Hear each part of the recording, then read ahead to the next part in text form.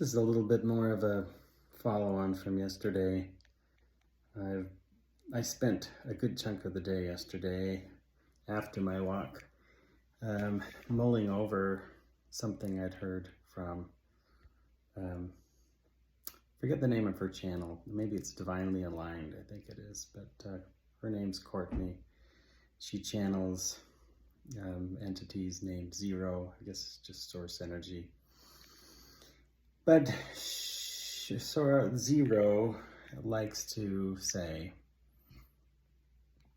choose you, choose yourself. That's how you know if you're aligned, and that's how you can become the new human, so to speak, and live in the 5D. So, not that I know what all of that means. However, what really does resonate with me, and I've thought about over and over again, is just what does it mean to choose me? What does it mean to choose myself? And I've never quite understood that, but I put a lot more effort into thinking it through yesterday. And what I came up with was that it didn't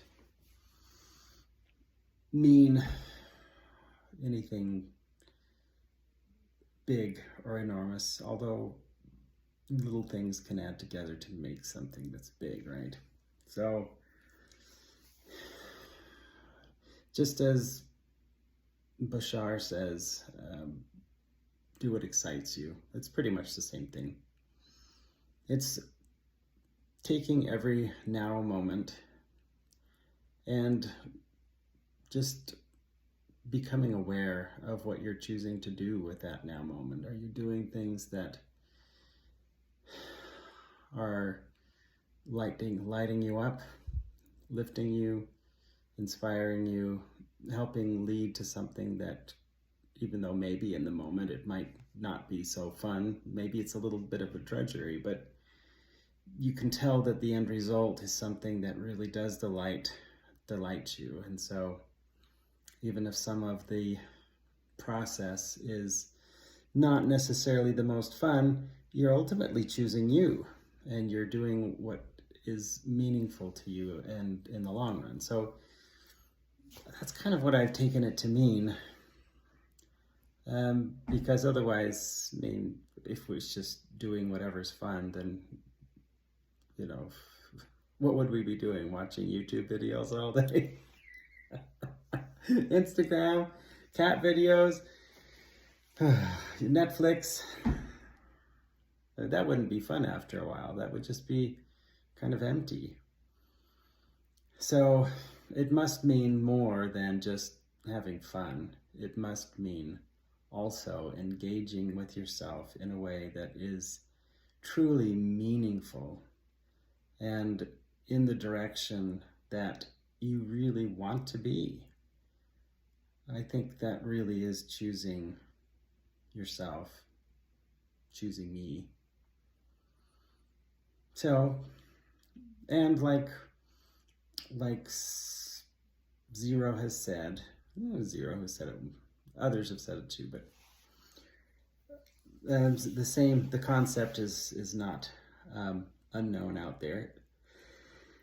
And I've said it before, it's not what you do, it's not the actions you take, but it's the vibration and the attitude with which you're doing it.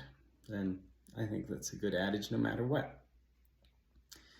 But if you're doing, and Abraham says the same thing, if you can take a look at what you're doing and find a way to enjoy it and look at it in a different way, a more positive way, then it can become something that is motivating and downstream, as Abraham would say, rather than pushing upstream, going with the flow, going downstream. So it's just changing your perspective on it. And I find that I've been doing that more recently, and just there's a different feeling about things, and I try to share that with my family as well. And I think they kind of chuckle, but and don't get it. But you don't get it until you do. You don't get it until you do. So I feel like I'm internalizing things into a more of a feeling level, even though I can consciously see, or I can look in retrospect and see how no matter what I thought was going to happen, my ego thought the world was going to end, 50,000 times, and it never did. I was always supported. I was made it another step forward. I always had a space for a little bit of a reprieve, and even though things weren't just hunky-dory the way I would like them to be, the sky has not fallen. Chicken Little is wrong. The sky is not falling. So I'm beginning to feel it more, and that, I think, is the real learning point for me in the journey that I've been on. Is it's not just the conscious level, not just the intellectual, not just the acknowledgement, albeit sometimes it's a little forced, to say, yeah, I'm being supported, everything's working out for me, but then to keep harboring that doubt and that fear. But when you start to actually feel it and say, I can trust this. What's the worst that's going to happen? Because the worst that's going to happen never seems to happen. And even if it did, something would always work out. When you can really start to feel that. That was kind of exciting to me this morning. I thought, man, if I share this today, I just want to push through the screen, the microphone, the video, just the feeling and the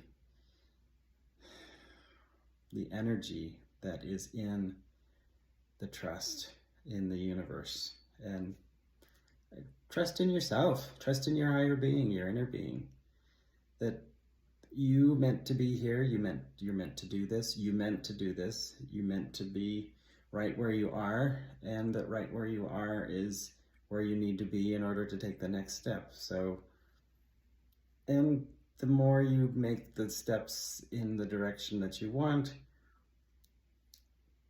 then perhaps the fewer steps that are going to be less to your liking. So, but you can't force yourself.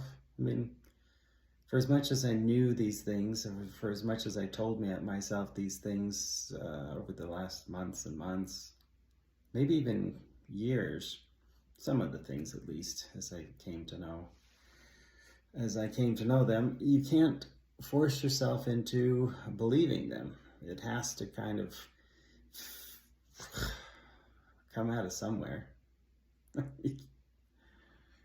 I think about, I used to be a big Christian, and in some ways I am, I guess, in that I really admire Christ and everything he did and feel like he's a great teacher.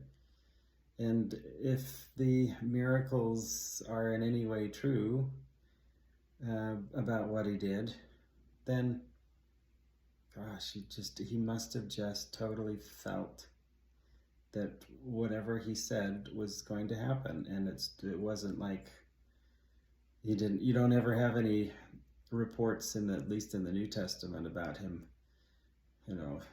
scratching his beard and looking off into the distance, or, rubbing his forehead and saying, I hope this works. I felt like I should say it, so I'm hoping it works. No, he commanded people to rise up and walk and rub dirt in somebody's eyes, and they saw, and told somebody to go wash 10 times, and they were clean, and pulled the talent, or had his disciples pull a talent for taxes out of the fish's mouth, and turned water into wine, and raised Lazarus's daughter. I mean, assuming that those are the essence of those is real and true. It's incredible. He had to have just known it, felt it at the core of his being. Just, yep, this I can do. He had to understand the principles behind it. So You know, my having two successful businesses and being able to pay off my home and not worried about anybody taking it away, or I mean, that's small stuff. That's small stuff. I'm not raising anybody from the dead. If anything, I'm raising myself from the dead. And I guess that's a miracle too. It is. I mean, me, myself, and I, we've been working on this for a long time. Well, anyway, I've rambled a little bit, but I wish I could convey through this interface here the feeling that has been gradually descending and internalizing upon me and in me. And, you know, I've kind of reached the end of what I'm capable of doing, what I'm capable of doing for my restaurant business, what I'm capable of doing for my delivery business. It's just like, you know, I've done all of the things that I can think to do. So me doing everything and being in control of all of the physical levers doesn't really do it. There's only so much those things do, and they do very little.